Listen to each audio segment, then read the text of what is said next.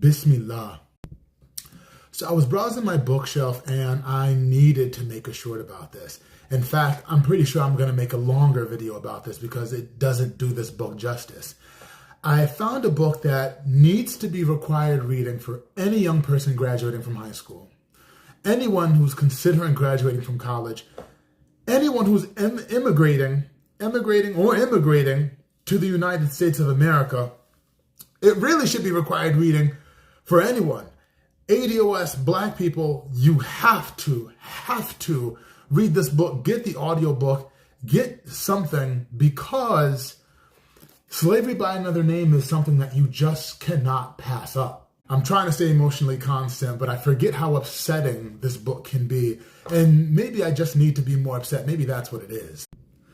I remember the first time reading this book, it really changed my perspective so much, because I definitely thought that even though there was oppression, that slavery, chattel slavery, ended after the Civil War.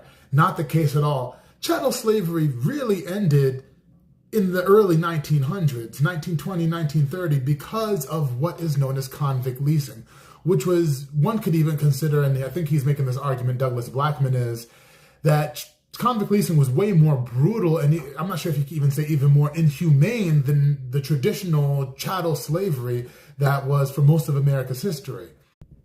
Why? Because you didn't have to take care of a slave and their family, have them grow up generation after generation, because that was your property. If a slave died, you could go buy a dozen more from the sheriff downtown. You can go buy a dozen more from jail. And they were just treating them like, that's what I'm saying, like mules, but we were treated like mules even during chattel slavery. And one of the most poignant things about this book, which Douglas Blackmon says at the end, is we need not even call it the age of Jim Crow.